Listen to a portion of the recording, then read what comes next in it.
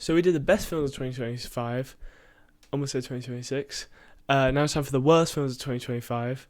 It is 2026 right now. Probably should have done this video a little bit earlier when 2025 was still here. But here we are. The long-awaited sequel. I know. But yeah, let's get straight into it. Actually, some references for the list won't be included. It'll be feature-length films, so 45 minutes and above. Saying that because the worst film that I saw this year, it was a short film called Jane. I thought it was poorly made, poorly edited, and borderline unwatchable at some points. But that's not on the list because it's 12 minutes. So yeah, and also not films that I didn't watch that I gave half a star on Letterboxd.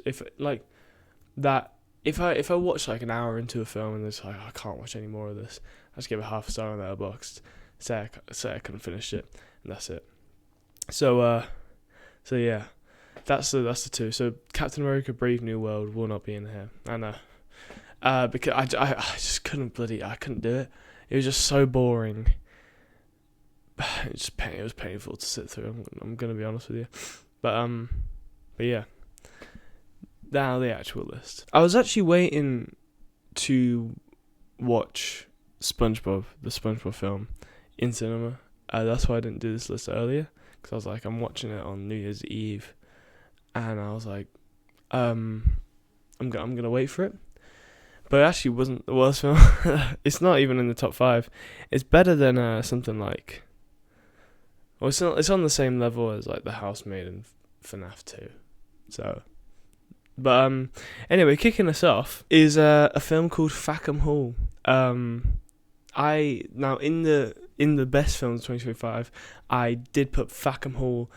I did put Naked Gun in 4th place, 5th place, or an honourable mention. It was in the video, and I loved it. It was one of my favourite films of the year. And then I saw Fackham Hall came out, the British spoof version. I was like, okay, we're going to have to give this a watch. I was really optimistic about it. Jimmy Carr was in it. Tom Felton was in it. I was like, this might be actually good. I was also proud of Tom Felton because he's doing something other than Draco Malfoy, which is a big step in his career, 12 years after Harry Potter. But but anyway, Fackham Hall was shit. It was just like the gags were like really fast, that's the whole point of the genre, the Naked Gun aeroplane sort of genre. But they were so fast, but so distasteful. Not distasteful, but like shit. It was just incest jokes about the royal family, and yeah, it's funny about 3 times in an hour and a half runtime. But when that's like maybe every 10 minutes, it does get quite repetitive and really boring. It's just I think I did fall asleep during it in the cinema as well. It's really boring. It's just boring. It's a comedy film that's boring. How have you done that? And any comedy film that you fall asleep to. Sorry, man. That's bad. That is poor. But yeah, that's why it's on the number 5 list. Another film that I just absolutely hated was F1. Now, F1 was in a lot of people's best films of the year, and this is my kind of you and done take of the year.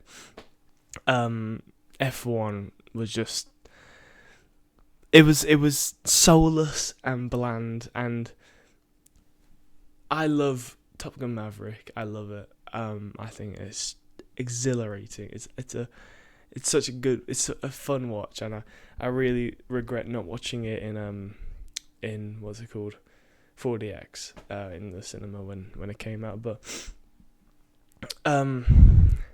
this one, like the colours, it's just I know that's the whole brand of F1, sleek, modern designs, and yeah, you can tell by the logo, by the cars, by the suit the people wear, the drivers wear.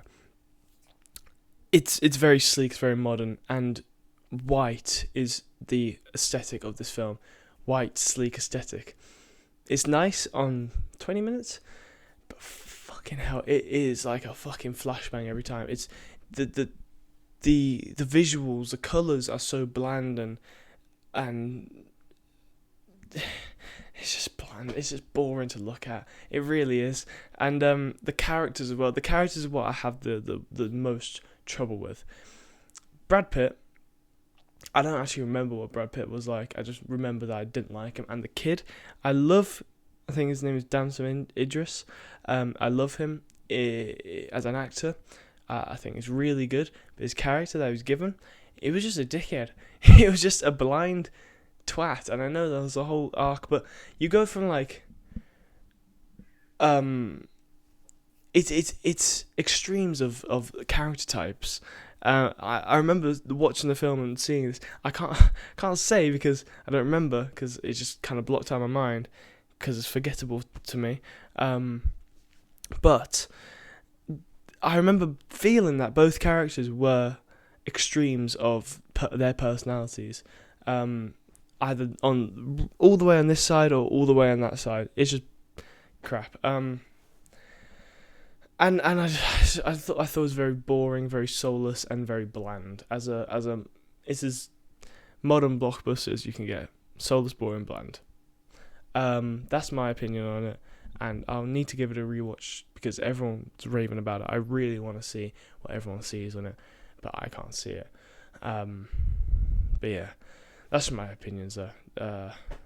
That's probably the most controversial one. Actually, the next one might be pretty controversial, but anyway, the next one on the list is Springsteen. I forgot what it was called. The Bruce Springsteen film that Jeremy Allen White was in. I love Jeremy Allen White. I think he's brilliant. I love him in The Bear. I love him in the what's it called? The Iron Claw. It's one of my favorite films of all time, The Iron Claw, and I forgot the name. It's embarrassing. But yeah, I was so excited to see this film. I saw it on my mum's birthday. I think it was my mum's birthday. It was October, so yeah, my mum's birthday. But the whole family went. My dad's a massive Springsteen fan, and we all went, and we all came out feeling the exact same way. That was shit. The whole tone of the film is just like, well, the whole thing of the film is Bruce Springsteen. I saw him on the Graham Norton show talking about the film, and it was like how like this is the worst part of his life. This is the worst part, and how this part was so hard to get through in his life, and and all that, and it was just, to me, the film was just a guy writing an album. That's all it was. It wasn't a guy that's spiraling down a dark road. The guy's got a new love interest, so that's happening for him. He's got shows that he's selling out that he's doing really well in, and he's writing a new album. Yes, the album's sad or whatever the fuck, but all that. I think the best part of the film was the flashback sequences, but I remember the flashback sequences were just they were the best part of the film, and then you get dragged out of it and you're like, oh, we're back into he's kind of troubled by his past, but still it doesn't seem like he was that troubled. And then nearing the end of the film, he goes on this car trip somewhere, I forgot, and then his mate just says, he's in a payphone. His mate just says, yeah, I've never seen Bruce like this. And then it cuts to Bruce, just kind of staring out the window, all sad. I'm just like, what the fuck is this, man? It does not show mental health, sort of past traumas, and it doesn't show depression. I know, when you're depressed, you're not supposed to feel a certain way. You just kind of do, and depression takes all sorts of forms. But in my opinion, it didn't convey it with the right tone, because things on the outside seemed, pretty dandy, but on the inside, where you're supposed to go into Bruce in the inside, in his mind, and I was still looking out in an outsider's perspective, if that makes sense.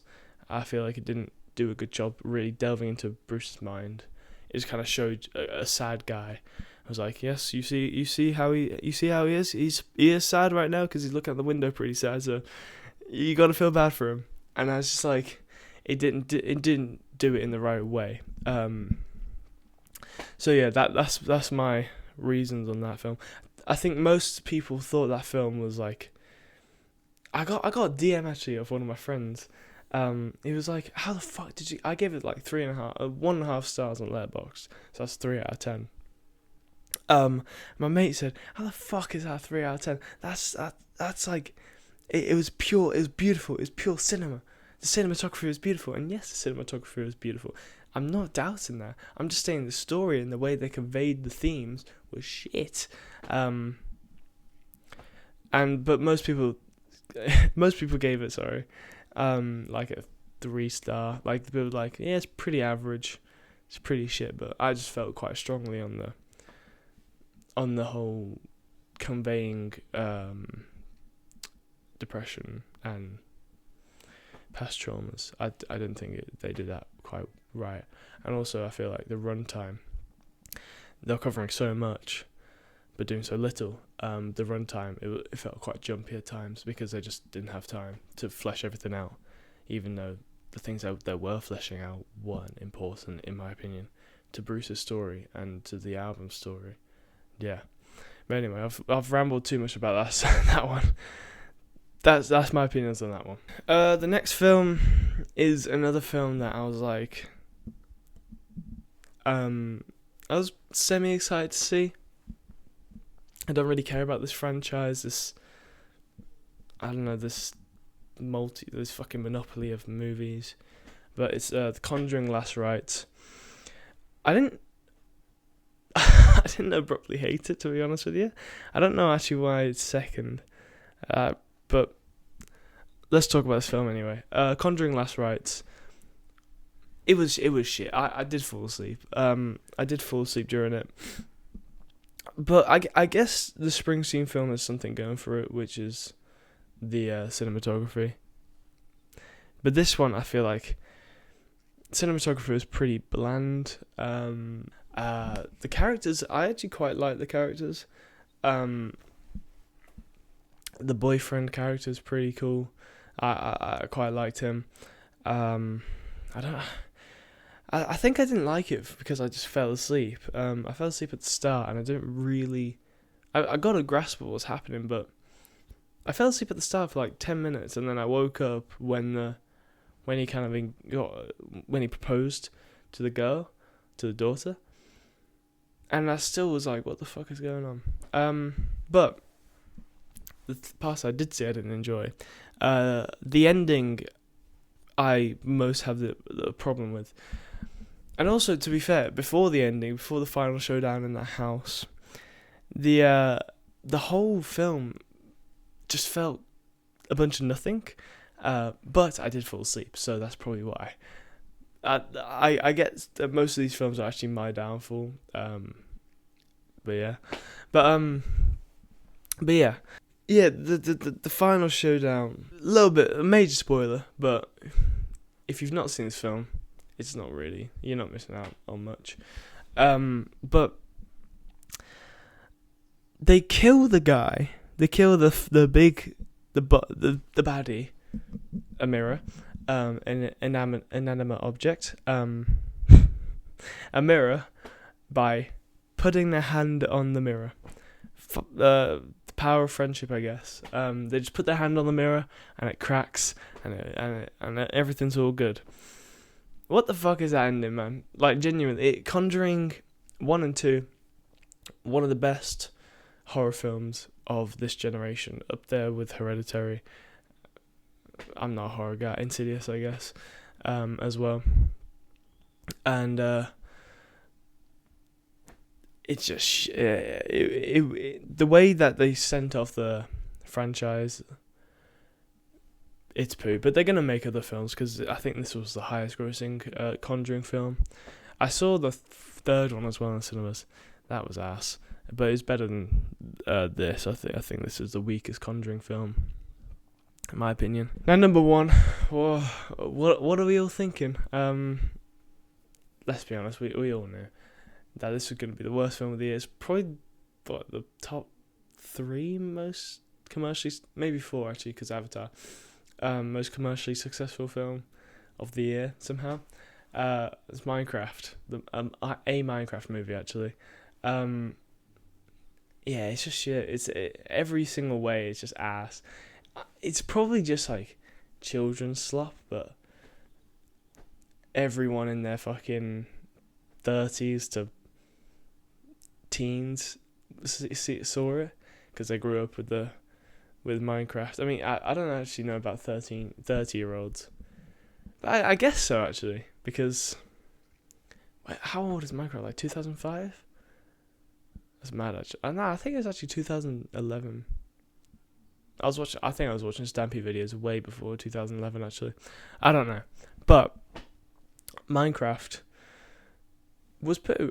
Jack Black was great though. I actually really, unironically, really enjoyed Jack Black's performance in that film. He is literally the shining light of the film. Every single line is just so fucking funny. It's a really fun movie to laugh at because it's so bad. But like, to be fair, it has some shining qualities. Like, I think the overall CGI world around them is really well done. It looks a bit uncanny valley, a bit weird when the humans, Jason Momoa, I think he got about 90 million for this film. He got a lot of money for this film, I think. So I don't blame him for taking it. But like, when Jason Momoa, Jack Black, and the kids go into the film, they go into the game universe, it does look a bit odd, and I can see how people were like, this looks so shit, oh my god, this looks so bad. But I think they really do kind of merge together really well, and they do work really well. I think that's probably the best part of the film. I think it's visually, it's okay to look at. It's not like the best film. It's not like a Jurassic World, fucking Fallen Kingdom. I think that film's absolutely beautiful. I was watching that, but anyway, it's not like a beautiful film, but it's not as visually painful as everyone's kind of made out to be, because it's not that bad. But yeah, I can't really say much about the Minecraft film that's not already been said. So I'm not gonna really waste your time with it. But yeah, Minecraft is probably the worst film of the year. There's not much more to be said. That was the worst 5 of the year of 2025. Now on to 2026. We'll see what it has. I think January is a very exciting month in the UK, at least, because we got fucking The Bone Temple 28 years later. We got Mighty Supreme. We got Hamnet. I'm really excited for those 3 films.